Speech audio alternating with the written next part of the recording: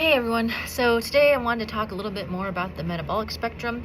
So this is something that would be beneficial for people if you tend to struggle with health, especially if you're thinking of health within a calories in, calories out way of framing that.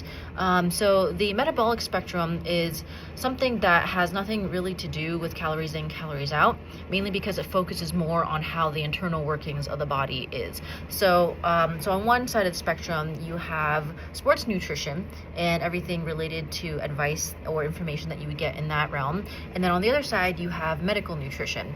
And again, all the information and advice you would get also from that realm. And somewhere in the middle is mostly where the people that don't have any metabolic issues reside. These are fairly healthy people that don't use medications, don't really need to take a lot of supplements. You can kind of think of this realm as your developing years, teenagers in their prime, for example. So and you see right away that this really has nothing to do with calories in, calories out. So if you think about the realm of sports nutrition, way over here, these are aspects where they actually burden the body. You're, trying to eat more protein. You're trying to hydrate more. You're taking all these supplements to try and enhance your performance. Well, performance, especially if you're trying to enhance it, is actually very stressful on the body. This is why athletes have a prime, because age has a huge impact on metabolic health. And so, when you're looking at information coming from the sports nutrition side of things, it's actually stressful on the body, and it can actually induce metabolic issues. Infertility, for example, in females that have very low body fat percentages, just for one simple example. That comes from sports nutrition. That's from overtraining and perhaps even overeating to some degree. And then you have the other side where you have medical nutrition. And as far as a functional medicine take goes within medical nutrition, we're trying to unburden the body. We're trying to take stressors off the body. We're trying to allow the body to heal itself from the inside out. So really, we're trying to not use food in any capacity to burden the body in any way. So anyways, on one extreme side of the metabolic spectrum, I always use Michael Phelps as an example, because back in his prime, and by the way, Michael Phelps is like a decorated Olympic swimmer.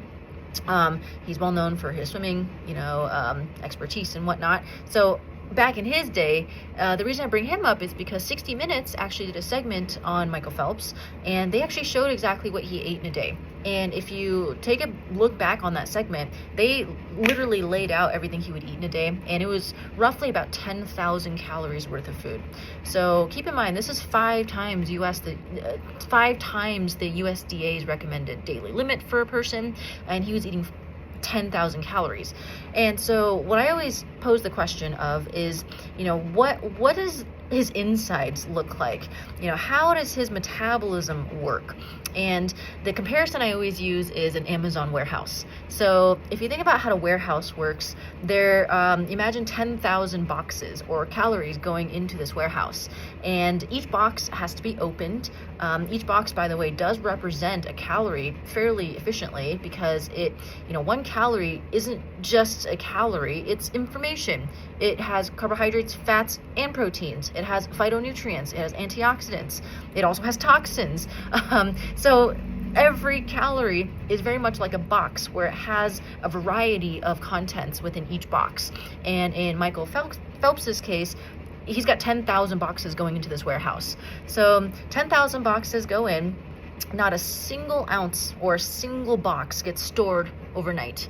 Because if you look at Michael Phelps's physique, he's absolutely shredded. There's not an ounce of fat on this guy.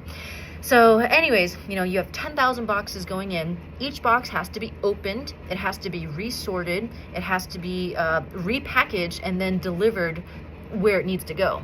So his metabolic infrastructure is so efficient that it can deal with 10,000 boxes a day. And again, not a single box gets stored overnight. So you can imagine the staffing that needs to that's required in this warehouse, the infrastructure, the shelving, etc. So that's Michael Phelps. And again, he's obviously in the sports nutrition side of this metabolic spectrum. So then you shift all the way over to the other side of the spectrum, where this is more or less people that I work with on a daily basis. These are people living within 2 to 3 to 400 pound frames. And I see what they eat on a daily basis. And on the lowest end of things, I see roughly about 500 calories. And on the high end of this realm, I see about 1,200 calories. And again, these are people within 2 to 400 pound body frames. So something to think about in this case is that patients in this realm typically will have at least one or more chronic metabolic issue. So that could be like diabetes, for example, insulin resistance, high cholesterol, PCOS, hormonal imbalances, thyroid dysfunction. So, there's issues with their ability to process energy. And so if you go back to the, warehouse analogy, their warehouses are, I always say it's kind of like Amazon when it first started. It was just Jeff Bezos, like in his garage, trying to manage, let's say, 500 boxes a day. He's obviously understaffed, underpaid, and overworked. And so at least one of those boxes is going to be stored overnight. And and so this is how people that are in larger frames, even if they're eating less than 1,200 calories a day, can still maintain that weight. It's kind of mind-blowing, especially if you are coming from more or less, the framework of calories in, calories out, which doesn't consider metabolic issues. That's how that works. So these are more or less patients that I treat every day. This is why they have a hard time dealing with these calories or boxes. So next time you think about health, I just would encourage you to think of it more as a qualitative sense, where it's not always about calories in, calories out. Don't get me wrong, that does work in a very tip of the iceberg type of way, where it works for people in the middle of both of these spectrums. You have a healthy amount of muscle mass, you don't have any metabolic issues, you have a good way of producing energy, your metabolism works well, in other words. But if you have any metabolic issues at all, any dysfunction, any imbalances, especially with hormones, you're gonna have a hard time regulating your weight. So so that's where the calories in, calories out kind of falls apart. So instead of thinking of calories in, calories out, I would think of foods within nourishing versus depleting, as well as where that information comes from and how that relates to this metabolic spectrum.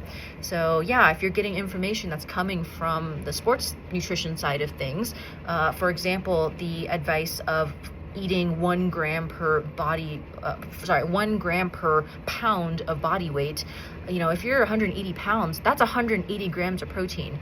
That is a huge burden on your liver, not to mention other organ systems. So because that's very, that calorie, let's say, of protein is going to be really, really hard to metabolize efficiently at that volume that's coming in, if you think about that warehouse. So that's advice coming from the sports nutrition side of things.